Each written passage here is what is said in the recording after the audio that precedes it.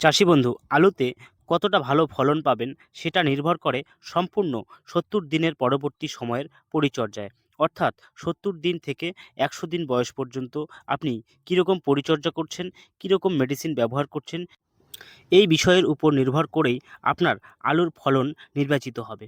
তো কৃষক বন্ধু, আমরা জানি আলু চাষে সম্পূর্ণ বিষয়গুলি সবচেয়ে গুরুত্বপূর্ণ। অর্থাৎ একদম বীজ নির্বাচন থেকে শুরু করে সার প্রয়োগ এবং পরবর্তী সময়ের পরিচর্যা, সম্পূর্ণ বিষয়গুলি যদি আপনি সঠিক সময়ে সঠিক পরিমাণ মতো করেন, তাহলে অবশ্যই ভালো একটা ফলন আপনি নিতে পারবেন।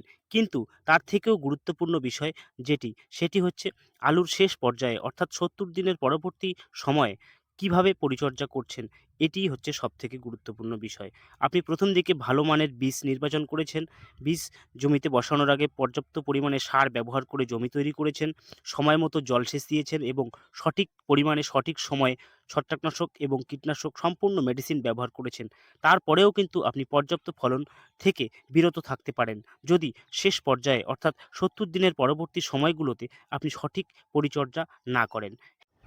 আর এই কারণেই সমস্ত রকম পরিচর্যা সুস্থভাবে করার পরেও যথেষ্ট পরিমাণে ফলন নিতে পারেন না 90% কৃষক বন্ধুরাই।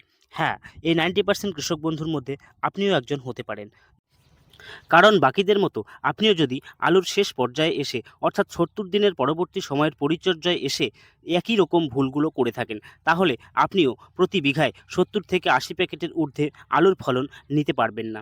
যদি পর্যাপ্ত পরিমাণে ফলন নিতে চান অর্থাৎ প্রতি বিঘায় ১০০ প্যাকেটের উপরে আলু ফলাতে চান, তাহলে শেষ পর্যায়ে আজকের ভিডিওতে আলোচনা করার যে গুরুত্বপূর্ণ বিষয়গুলি, সেই বিষয়গুলি খেয়াল রেখে আপনাকে পরিচর্যা করতে হবে। বর্তমান সময়ে আলুর যে বাজার দর অনেকটাই নিম্নমুখী এবং এই বাজার দর দেখে অনেক চাষি কিন্তু হাল ছেড়ে দেন। আর এটাই আলুর ফলন কমানোতে বিশেষভাবে কাজ করে থাকে।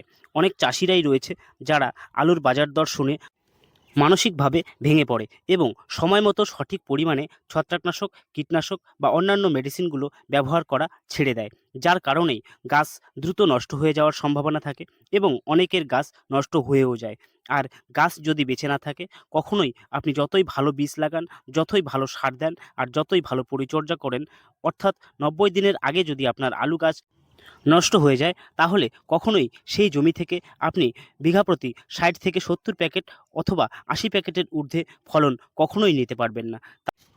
তাই অতিরিক্ত ফলন নিতে হলে অবশ্যই সঠিক সময়ে সঠিক ছত্রাকনাশক এবং কীটনাশক ব্যবহার করে যেতে হবে। তাহলেই আপনার আলু গাছ দীর্ঘদিন যাবত অর্থাৎ ৯০ দিনের পরবর্তী সময়েও সুস্থ ও স্বাভাবিক থাকবে এবং গাছগুলো ৯০ দিনের অতিরিক্ত সময় যদি বেঁচে থাকে, তাহলে অবশ্যই আপনি সেই জমি থেকে ১০০ প্যাকেটের ঊর্ধ্বে ফলন নিতে পারবেন।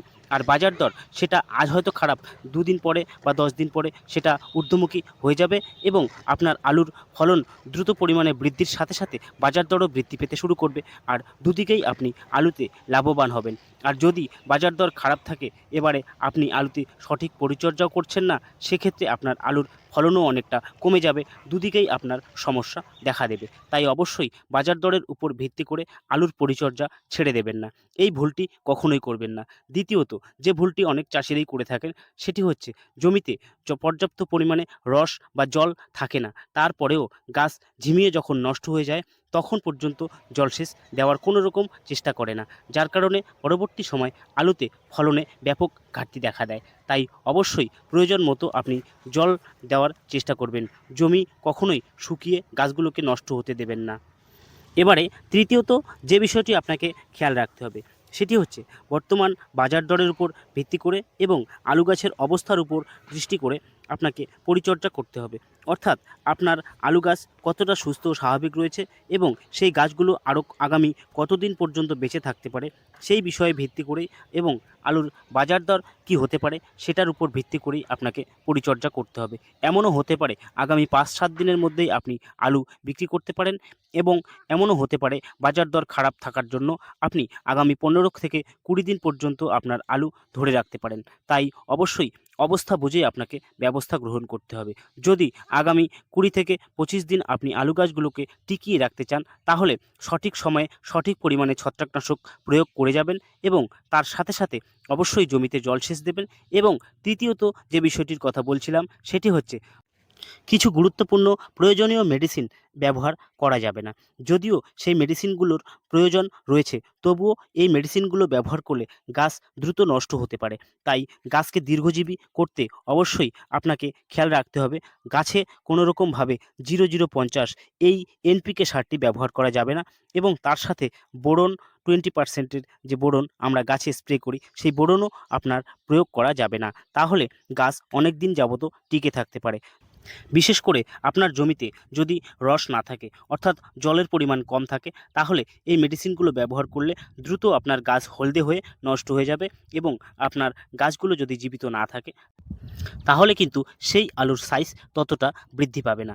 তাই যখন দেখবেন আপনার আলু গাছের চেহারা সুস্থ ও সবল রয়েছে এবং মাটিতেও পর্যাপ্ত পরিমাণে রস রয়েছে, তখনই আপনি ০০৫০ এবং বোরনের ব্যবহার করবেন। তাহলে আপনার আলু গাছের বৃদ্ধি থেমে যাবে এবং তার সাথে সাথে আলুর যে ছাল বা আলুর যে কালার, সেটি অনেকটাই উন্নত হবে। তাই অবশ্যই এরকম পরিস্থিতিতে আপনি চিন্তা ভাবনা করেই ব্যবহার করার চেষ্টা করবেন এই মেডিসিনগুলো। তো কৃষক বন্ধু, শেষ পর্যন্ত ভিডিওটিতে থাকার জন্য অবশ্যই আপনাকে ধন্যবাদ। আপনি যদি আমার চ্যানেলটি এখনও সাবস্ক্রাইব না করে থাকেন, এ ধরনের কৃষি বিষয়ক ভিডিও নিয়মিত দেখতে অবশ্যই চ্যানেলটিকে সাবস্ক্রাইব করে রাখবেন এবং সাথে ভিডিওটি ভালো লাগলে অবশ্যই একটি লাইক করবেন। কিছু জানার থাকলে কমেন্টে লিখে জানাবেন আর বন্ধুদের কাছে ভিডিওটি শেয়ার করে তাদের দেখার সুযোগ করে দেবেন। আজকের ভিডিওটি এই পর্যন্তই। দেখা হবে পরের কোনো গুরুত্বপূর্ণ বিষয় নিয়ে পরের ভিডিওতে। ততক্ষণে ভালো থাকবেন, সুস্থ থাকবেন। ধন্যবাদ।